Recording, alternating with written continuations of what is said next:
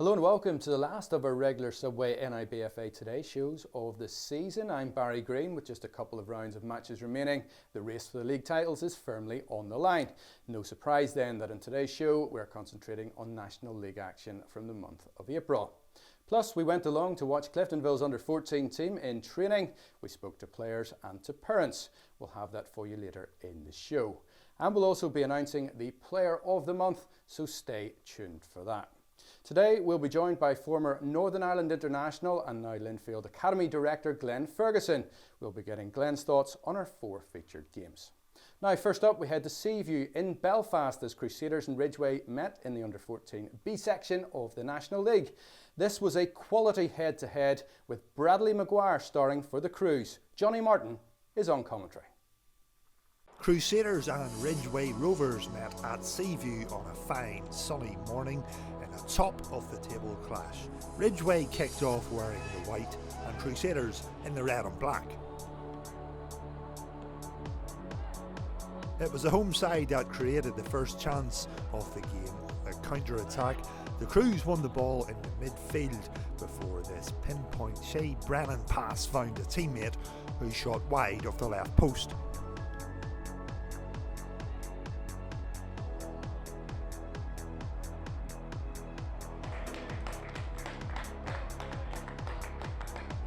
Crusaders started the game strongly and put real pressure on the Ridgeway defence. This long-range strike from Shea Brennan thundered against the crossbar and the Crews were edging closer to breaking the deadlock.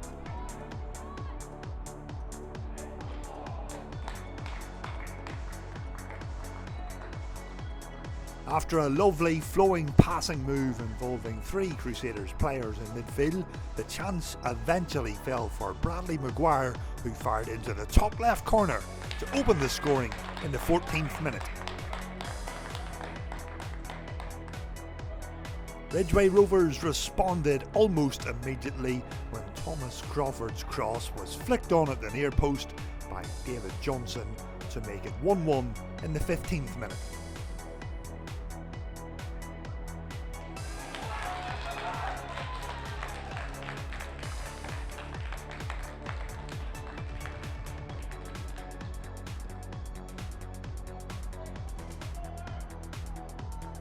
This strong, powerful run by Michael Gorman troubled the Ridgeway midfield, however his pass just wasn't pinpoint on this occasion. Crusaders were enjoying the majority of the ball in the first half, and Bryce Gray did well to win possession in midfield before driving forwards and having a shot that tested Adam Ritchie in the Ridgeway goal. Crusaders then won a free kick through good skill from Shea Brennan, 35 yards from goal. Up stepped Bradley Maguire to score this sensational free kick to fire Crusaders into a 2-1 lead.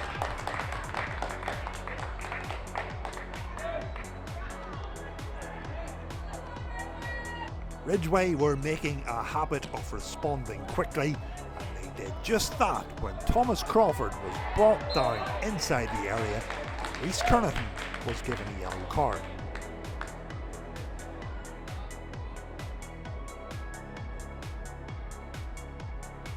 Matty Archer stepped up to take the penalty and he just squeezed it in past Kernaghan to score 2 each with 26 minutes played.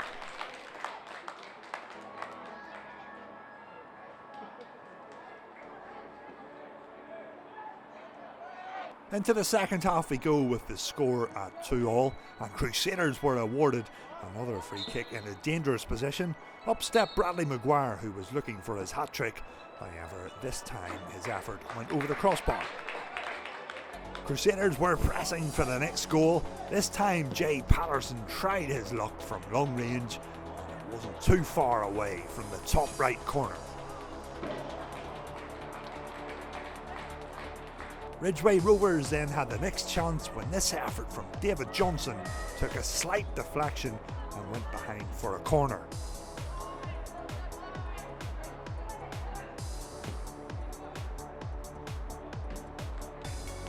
It was Crusaders that scored the all-important next goal after a fine pass from Shea Brennan allowed a shooting opportunity that Adam Ritchie couldn't hang on to, which was spilled and allowed Bradley Maguire to score his hat-trick and put Crusaders 3-2 ahead.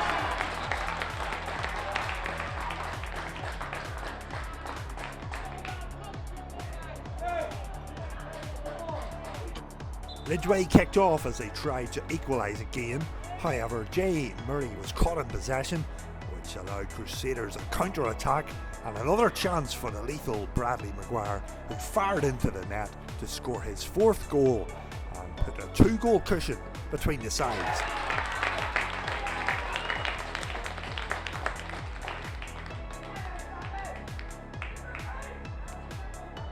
The scoring still wasn't complete, and Crusaders made it 5-2 when the man of the match, Bradley Maguire, incredibly scored his 5th goal after a perfect Shea Brennan cross from the right wing.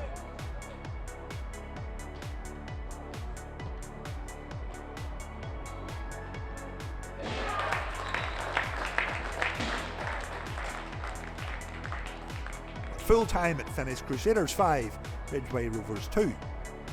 Well, I'm delighted to say I've been joined by Glenn Ferguson. Glenn, thanks for joining us today. Thank you. Glenn, you're now Academy Director at Linfield, and in that position you're very well placed to actually tell us about youth football and what you feel about youth football here in Northern Ireland. In your opinion, do you think it has progressed and that it's on a good path? Yeah, I certainly do. Since I've come into the job at Linfield, I'm 3 years there now. It's actually surprised me, the level of performance, the level of players, you know, the coaching strategies, the setups have been really, really good. You know, I've taken a lot of games over the last 3 years and seen a lot of quality players, albeit the kids these days are very, very lucky to be playing on the pitches they're playing in.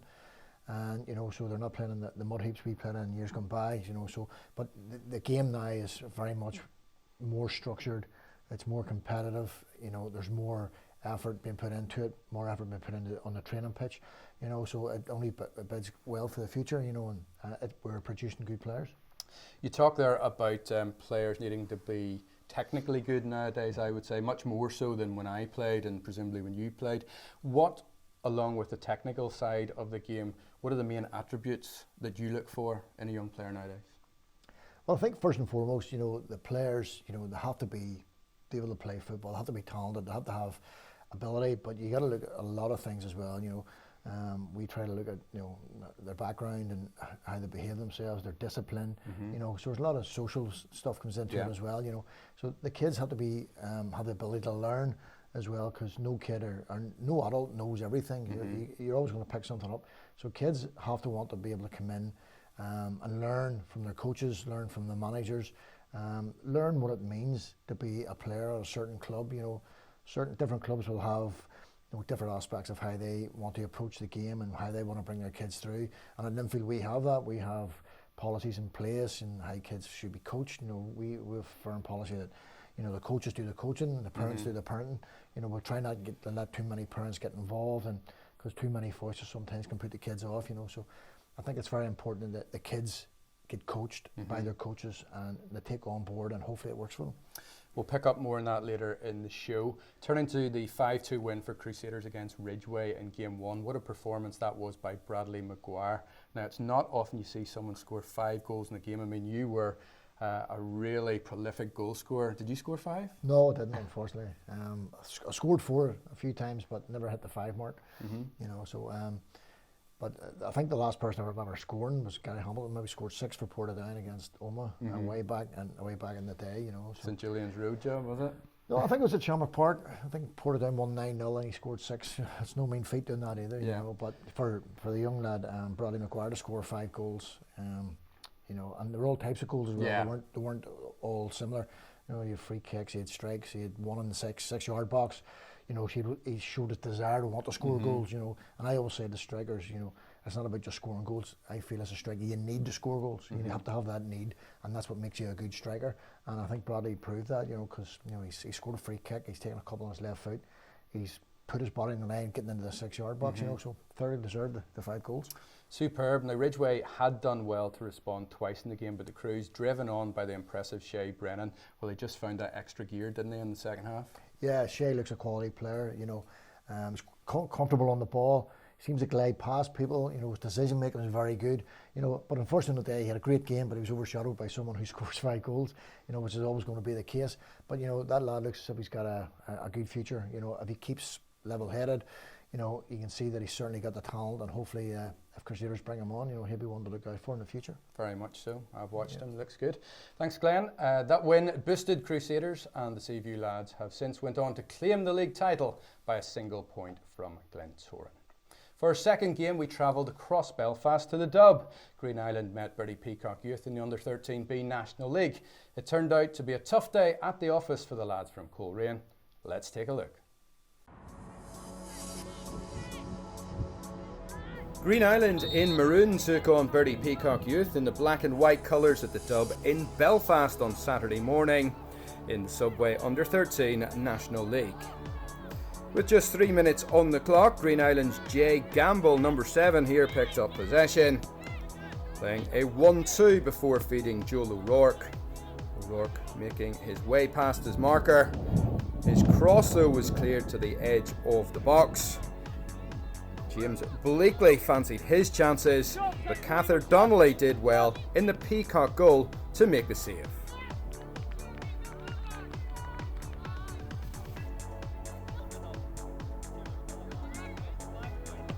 Ben McCauley then gave away possession for Peacock, and that resulted in a chance for O'Rourke for Green Island. Again though, Donnelly was equal to the shot, and the match remained scoreless. On 14 minutes, Bertie Peacock fashioned a great opportunity. This slick move down the left flank saw Oren Colquhoun seize the ball, teeing up Brodie Platt, who unfortunately for Peacock sliced his effort narrowly wide. Green Island tested Donnelly again before half-time. This time Samuel Clark watched on as the ball wound up with the Peacock keeper.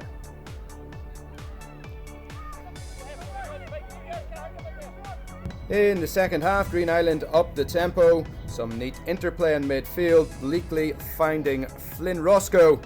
His shot though came back off the crossbar and the chance looked to have gone.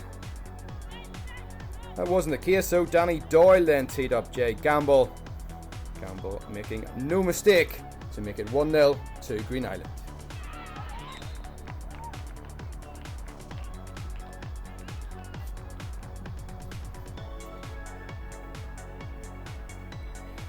Just 2 minutes later, Gamble got his second of the day. Peacock were hesitant in defence. Zach Thorpe's pass was suspect, and Gamble nipped in to make it 2-0 to Green Island.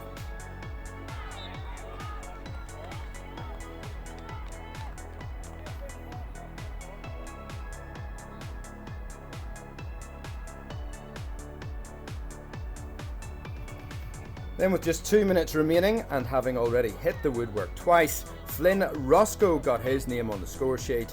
Donnelly saving initially, but Roscoe following up to make sure of the points for Green Island. Full time from the Dub, Green Island 3, Bertie Peacock Youth 0.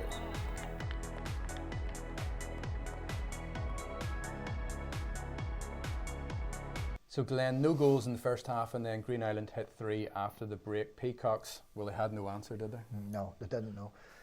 You know, Green Island, right throughout the whole club, have got a great philosophy on how to play football. Yeah. You know, they're always for producing players, and I know Lauren's down there, and they are great at producing coaches first and foremost. Yeah. And then the coaches produce players, and they've done that over the years, and they're good to watch. They play the right way. They're a great club. And today, they persevered. You know, they never got the goals, and then they hung in there. And then when they got the first one, obviously McDonald dominated the game. You know, with a couple of players grabbing the headlines again. Yeah, those couple of players, Jay Gamble and Flynn Roscoe, both players caused the visitors all sorts of problems right from the first whistle. Peacock, well, basically, they had too much to do in the end, and they couldn't cope. Yeah, that's right. You know, Jay Gamble obviously got himself a couple of goals. You know, but Flynn Roscoe, you know, he persevered again. You know, hit the bar twice. Thought it wasn't going to be his day, but then obviously he got his goal in the end. And 3-0 looks comfortable. You know, Peacock had a couple of chances early doors. If they had taken them, it might have been different, but it wasn't. And Green Island have run out worthy winners at 3-0. Just a final word on, you talked there about Green Island having good coaching. Where do you stand on the coaching versus results in youth football? You know, the teams who go all out to win every single game regardless of what that takes? Or are you a man who, and this is where I'm thinking you're going to side, you like to see the players play the right way, and if they come out the wrong side of the result, so be it? Yeah.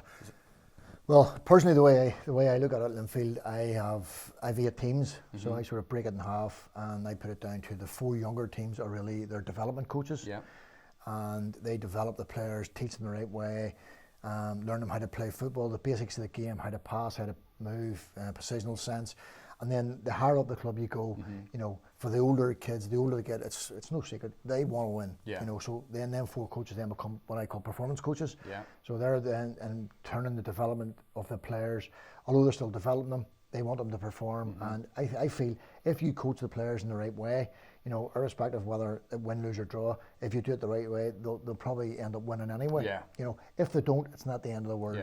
You know, we look at Linfield this year, and on our first team we had 3 players, and this year alone, who's come through our academy and played in the first team.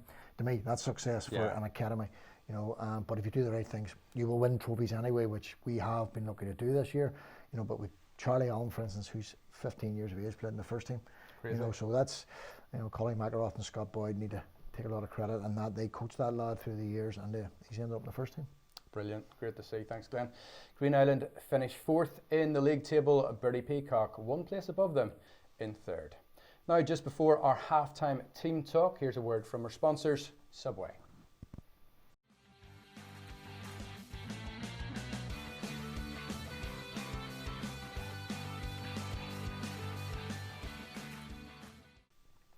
Well, now it's time for our halftime team talk with today's guest. Glenn, you won 6 league titles and 5 Irish Cups. Tell us about your playing career and earning those Northern Ireland international caps.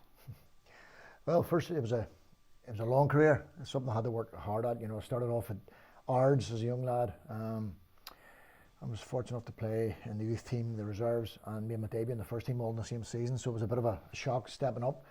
And you know, but then I got a move to Glenavon and played with some incredible players, really good players, Steve McBride, Jeremy McCoys, Lee Dougherty, Mark Glendennings, Gary Smith, to name just a few. Unreal. You know, we had a really good team, very successful in cup competitions, but just couldn't get it over the line to win the league title. We came very close on one occasion, I think it was 94-95 season.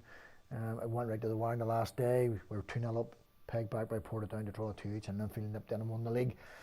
You know, so as my career was going on, I wasn't getting any younger, and my ambition was I wanted to win a league title. You know, so it was the December '97. I went to Glenavon and asked for a transfer. I wanted to try and win the league title. So thankfully for me, in the January of '98, then Linfield came up with the transfer fee. And it was a big money move back then as well, wasn't it? It was, you know, for the Irish League. Yeah, there was. There was a lot of hype about it at the time, but I took nothing to do with that. You know, it was between the 2 clubs. Linfield ended up paying the 55,000 it was then. I got the move, and then, you know, had a very successful time at Linfield over 11 years.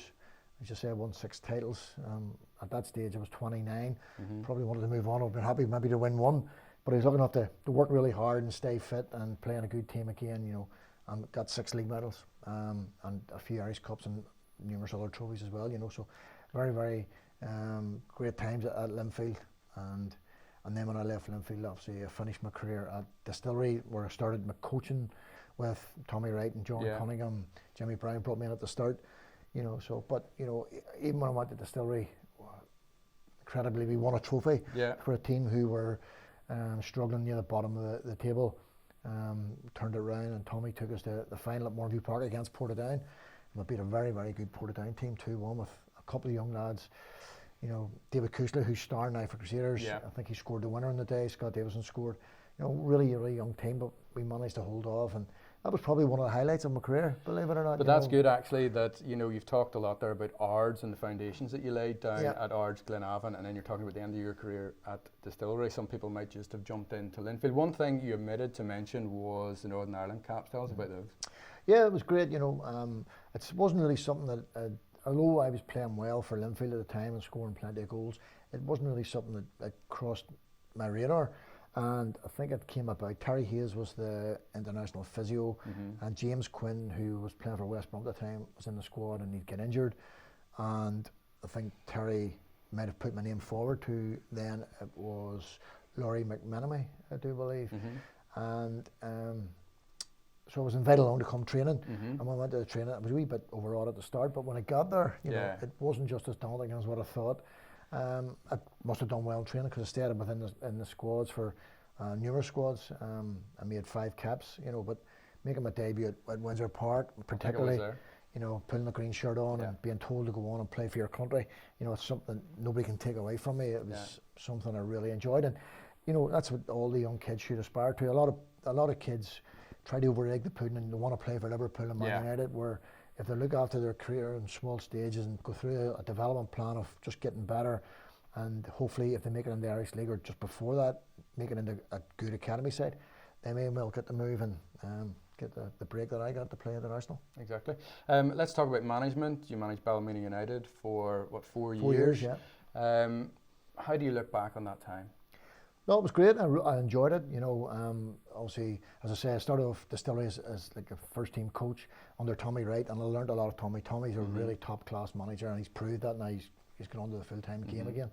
You know, I learned a lot of stuff how to do it off him, and then the Ballymena opportunity came about, and you know, we took it, myself and Lee and Norman Kelly and Wes Lamont. You know, we were good team rounds, and you know, to be fair, Ballymena weren't particularly strong at that time, and the budget wasn't great, you know, but we tried to build and tried to make the team better. And as the years went on, we felt we were making the team better. We got the cup finals, you know, we won a couple of trophies, 4 cup finals in 4 years, you know. But listen, football's football, and the board of directors made a decision to make a change, and you know, we came away from it. And then I was fortunate enough to get the Linfield Academy job, which is good.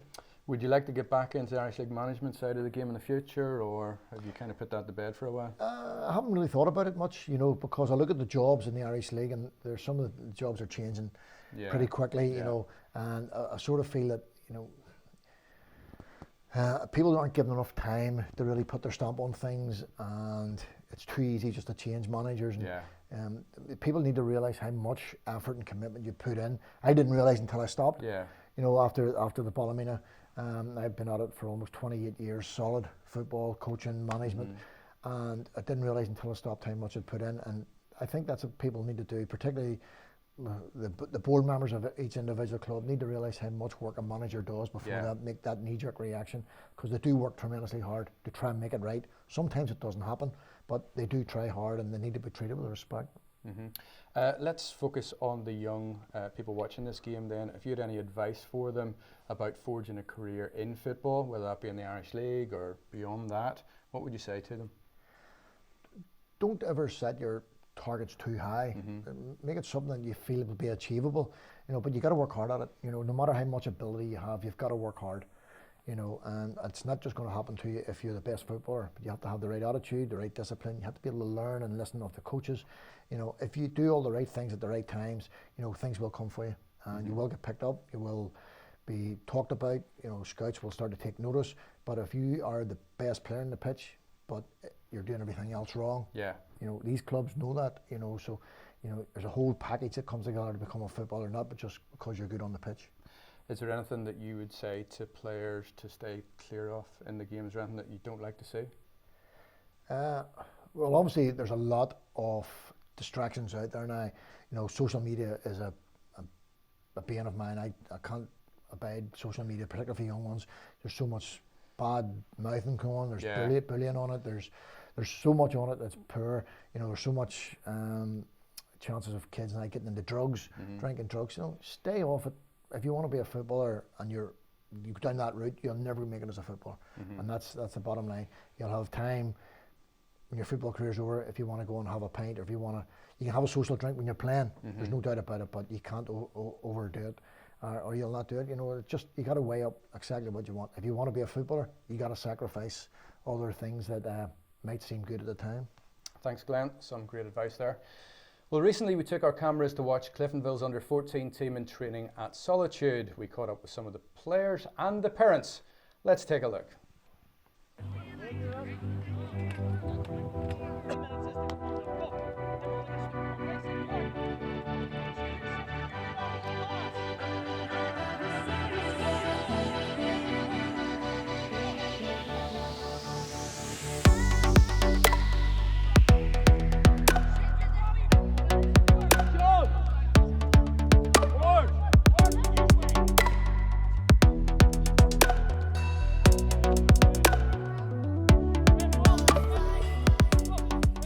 Tell me about your season to date. How have you been going with your club? And I hear you've been involved in the Northern Ireland setup as well. Yeah, we've been doing well. Cliftonville scored quite a few goals as well, so that's good. And then I was asked to go to Club and I had to start just after Christmas there, and I've been going well in there as well.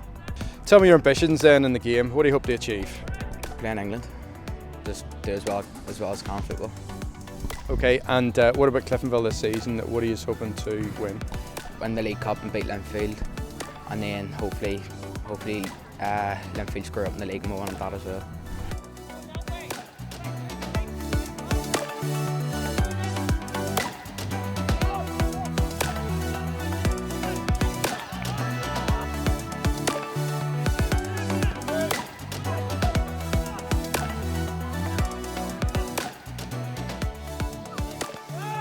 Chris, you have a lot of talented players here at the club. We watched them a few times this season. Michael obviously has been singled out this month. How good is he? He's just come on leaps and bounds. Came to us January 2018, and from the end to now it's massive improvement from him. But it's all just down to hard work from him. The player himself, he always had it in him. Just now coming to us, he had a good structured training program, fitness program, and you can see the benefits from it now.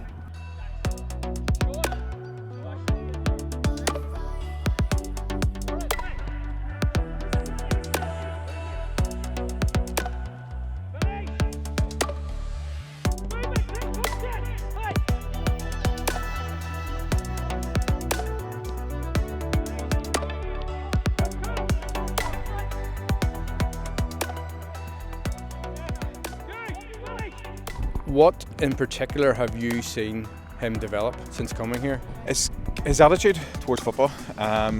We're, as a parent, delighted.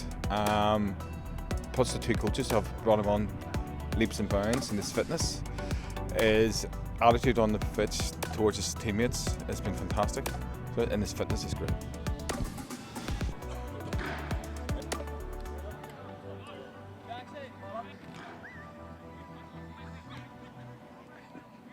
Thanks to Cliftonville for having us. The young Reds can't help but be inspired, training alongside the first team on the main 4G surface at Solitude. It was great to see. Now this season we have a Player of the Month award named on each show. This month, from our short list of 4, the panel chose Crusaders striker Bradley Maguire as a Subway NIBFA Player of the Month for April. Maguire scored no less than 5 goals for his team against Ridgeway and just pipped teammates Shay Brennan and Glenavon per Liam Corr and Harry Norton to this month's award. An NIBFA representative will be in touch shortly to present you with your award, Bradley. Well done again. Now it's time for our next game, the third on today's show. It's an under-15 encounter between Cliftonville and Glenavon in the league at the Dub. This had the makings of a close game, but it didn't quite turn out that way. Cliftonville played host to Glenavon at the Dub in glorious sunshine in the under-15 National League. Cliftonville in the red colours and the Lurgan side, the visitors, in orange. Glenavon's Liam Corr was a handful for the Reds throughout the 70 minutes.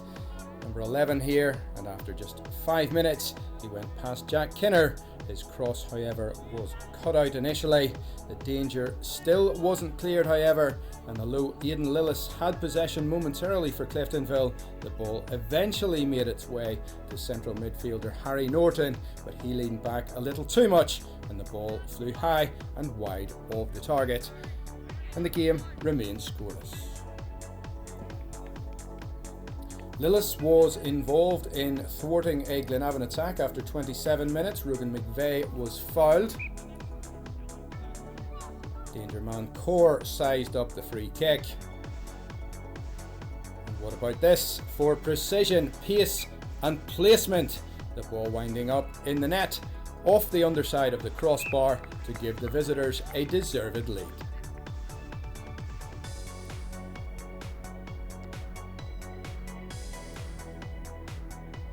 Corr's quality in delivery was causing all sorts of problems for Cliftonville.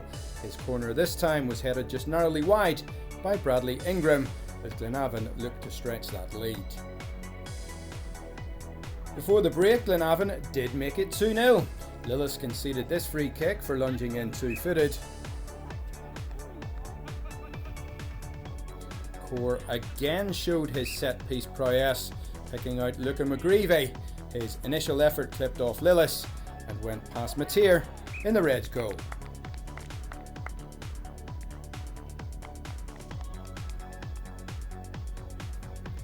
After half-time, it was more of the same from Glenavon. Corr's 48th minute corner was headed behind by Ingram. The Reds continued to be off their game. Cliftonville then tried to play out from the back. A change of tactic for them. Mateer fed Lillis, who passed to Keelan Millen, but he was subsequently outmuscled by the impressive Harry Norton, who weaved one way then the other before rifling home to make it 3-0 to Glenavon after 54 minutes.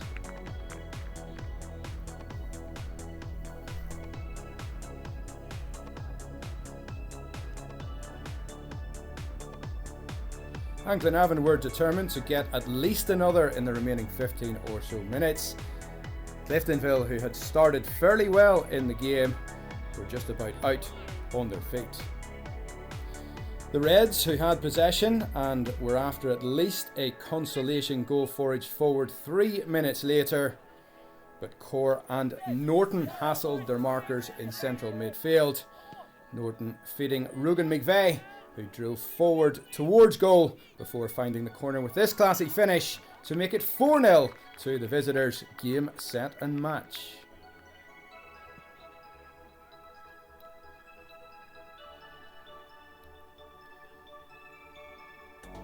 Cliftonville's day was summed up in the last 30 seconds. Lillis started this free-flowing move. Jackson Reid then picked out Aaron Prendergast with the pass over the top, but he could only hit the side netting for the Reds. Full-time Cliftonville 0, Glenavon 4.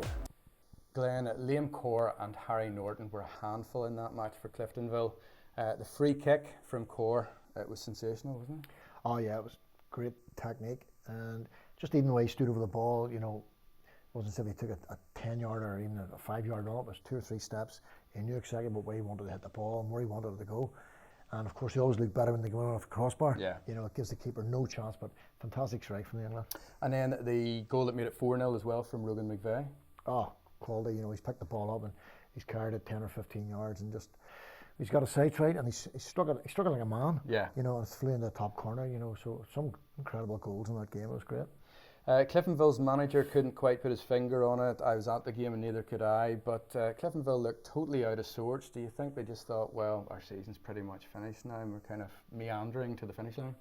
Yeah, possibly. You know, it's easy to say that when you've lost 4-0, you know, but he'd still want his players to stand up and be counted and put on a show.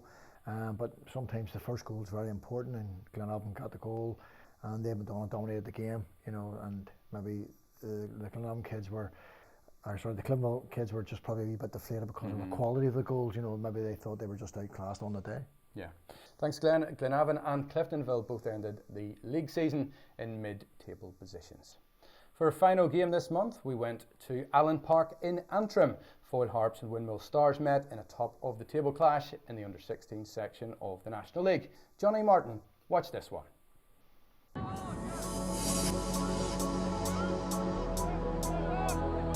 Foyle Harps and Windmill Stars under-16s met at Allen Park in Antrim for a top-of-the-table clash. In wet and windy conditions, Foyle Harps are wearing the green and Windmill wearing the orange. Windmill started the brighter of the sides, and their number 10, Mark McSloy, was the first to have a shot. This long ball forward gave the Foyle Harps keeper work to do in blowy conditions, and when Oisin Gibson fumbled, Windmill striker Nico Likovitz made no mistake inside the box and opened the scoring when he pounced on the loose ball. 1-0 to Windmill with 18 minutes gone.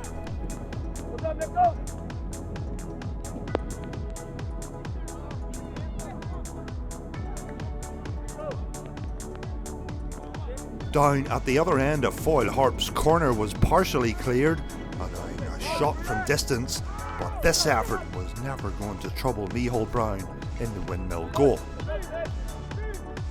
Foyle Harps finished the half strongly, and this effort from Bobby Bradley tested Micheál Brown into a smart save.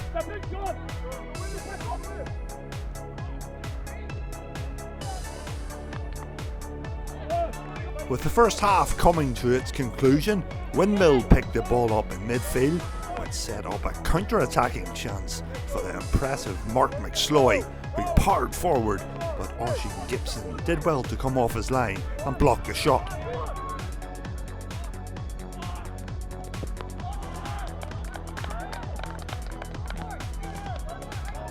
Into the second half we go with just a single goal between the sides, and the Derry side started it strongly. They won a free kick on the left side, 40 yards from goal, and this set piece showed their attacking attempt to get the equaliser.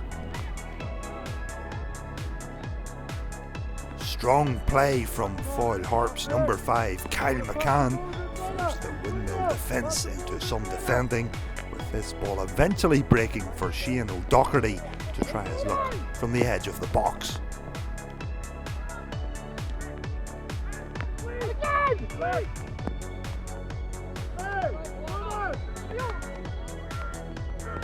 At this stage in the match, Foyle Harps were really pushing for the equaliser. However, Windmill won the ball in midfield, and good play from Conor Kavanagh allowed a shooting opportunity for Mark McSloy, who forced the Foyle Harps keeper into making the save.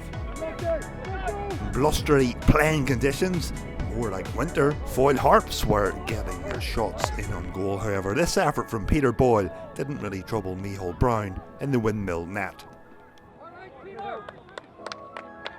This cross from Josh Martin from the left wing was next to threaten the Windmill goal. As the match was nearing its conclusion, Windmill Stars were looking to hold on to their narrow 1-0 lead.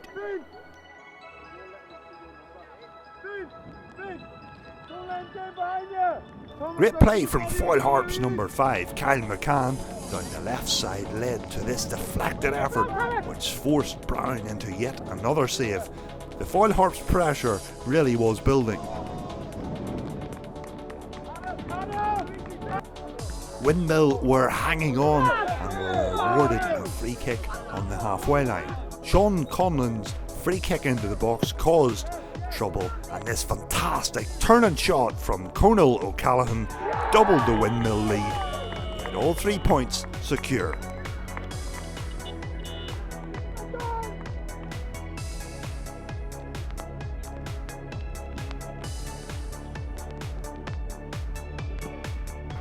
The final chance of the game fell to Foyle Harps from a free kick. However, this effort just didn't dip in time. At full time it finished Foyle Harps 0, Windmill Stars 2. Well, Glenn, no doubt that the conditions played their part in that match. The opening goal from Niko Likovic owed mostly to a goalkeeping error. Oisín Gibson, well, he won't want to see that one again, will he? No, I don't think he will. It's one of those ones you want to put in the bin and not go back on it too often, you know. But you got to, well, I give credit to the striker. You know, he kept it alive.